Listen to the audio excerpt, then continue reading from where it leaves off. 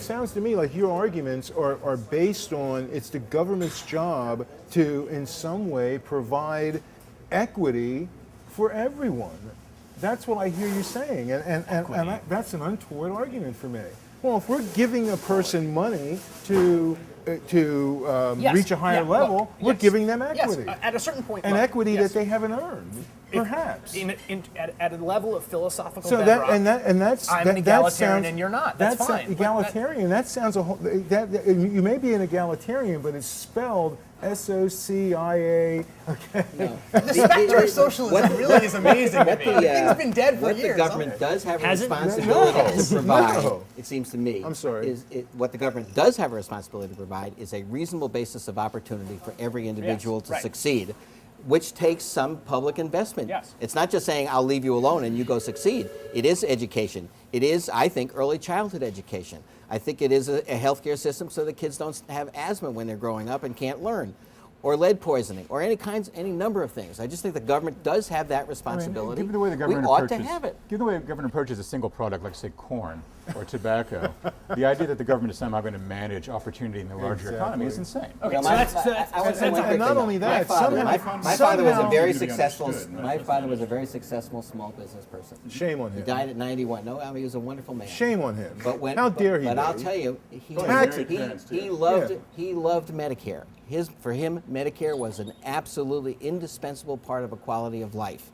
So Medicare's to very say that popular. Medicare is a government-provided good, it is. To say that it has helped keep senior citizens out of poverty and out of ill health and out of death for huge millions of numbers of people, that's a reasonable policy for the government to make, and it would be reasonable, frankly, to have Medicare for everyone in the society. Let me We'd be return a better something Chris you said society if we earlier. did that. We're kind But of there's an talking about opportunity cost progressive issue too. How many people does Medicare kill, do you think? I'm sorry, hold on, Kevin. We're kind of talking about progressive taxation also as though it's a public assumption, whether or not it's in law or not. If you ask much of the public, does everyone pay their fair share? There's an assumption that the rich do not. And I think it comes back to something you said earlier, Chris, which is this assumption that the rich don't pay their fair share, whether or not there's a progressive tax bracket. They find loopholes, they find tax breaks, they have teams of lawyers and accountants to get around it. Is that accurate? Is that the reality of our society, Miles? I think that's a reasonable description. I mean, there's a whole cottage industry of people who create tax shelters for wealthy people. Blame the public schools and the colleges that the government supports. I mean, for people who are very, very wealthy, people whose net income or net worth is $100 million and up, you're absolutely right. They pay very low rates of taxation. Is that an inherent evil in a progressive tax system? No, I think it's a feature, not a bug. I'm sorry? I think it's a feature, not a bug. I think actually we should tax wealth less. If you want to discourage something, you tax it. Why not tax poverty instead of productivity? Do you think these loopholes and breaks that you're talking about then are the way to pay less or to? No, I think this is, Kevin's on to something. I think we should tax poverty. Just tax, I actually think let's extend that logic. No, let's extend that logic. If you want to encourage something, you tax it less, and if you want to discourage something, you tax it. Okay? But that presumes basic there's such economic thing as rule. poverty. Let's tax poverty. What would the world look like if we had a penalty? In fact, why not have debtors' prisons? Why not just go whole hog and say, look, the problem is we allow these lucky duckies, phrase of course from a famous Wall Street Journal editorial, to not pay taxes, and so that's why they're poor. They seek out the poverty because the tax system rewards it. Let's invert that and say this. If you're poor, we're going to come and tax the holy hell out of you. No, but that explain to me presumes why there's this logic is that wrong. presumes there's poverty. Did you say there isn't poverty? I said that presumes there's poverty. Do you not think there is poverty? I do not think there's poverty as defined In the world or in the U.S.? in the U.S. I'm the not US. concerned about that. I'm concerned about the U.S. Ouch. I'm concerned about the U.S. The poverty level by the federal government is basically under 20,000. By the federal government. No. And let us guess why that number exists. Hold on, let's hear Miles respond to Excuse your me. poverty.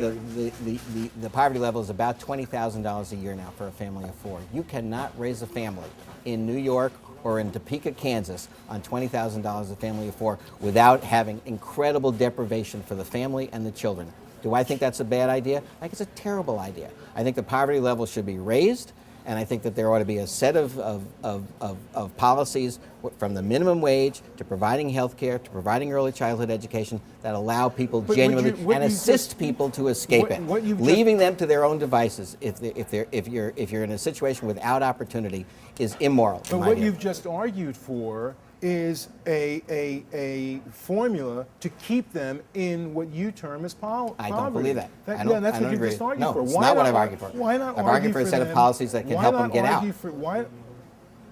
Possibly, but there's an opportunity cost attached to diverting all that capital as well. We currently have a federal government that spends about $2 trillion a year. Now, and a lot of it is just basically set on fire. Some of it literally set on fire in Iraq in the form of dropping bombs. Literally set on fire. Literally made into bombs and Let's exploded. not go there. Total lost value. I mean, whether you think the war is worse than that or not, the money you spend blowing things up is a total economic loss. So you can look at things and say, well, yeah, I would agree that as a prudential matter, as a sort of consequentialist argument, yeah, there's certain things the state can do to make things better. I mean, I'm not making a case for anarchism here, although I'm making a case for a much smaller government than we have. But there's a tremendous amount of things that we do that are not very helpful. As we know, there are 3 programs that make up about half of federal spending. Those Social Security, Medicare, and Medicaid. Right. Now, setting aside Medicaid, Social Security and Medicare are basically welfare programs that principally benefit middle-class to upper-middle-class people. Most of the money that gets spent on those programs gets spent on people who are not poor, either in the real definition or under the government definition. I mean, I was raised in a family of 6 on an income almost certainly less than $25,000 a year, and it wasn't that horrible. Granted, I mean, it was 10 years ago, maybe it's a little different now, or maybe a little, 15 years ago. And certainly I less, and I'm here to say I wouldn't trade my youth. But there are things for we have to look anything. at. So you're taking that $2 trillion a year, which is a lot of money, and you're spending it on things that are probably, I would say, and again, this is just my estimate, 60% of which are total waste.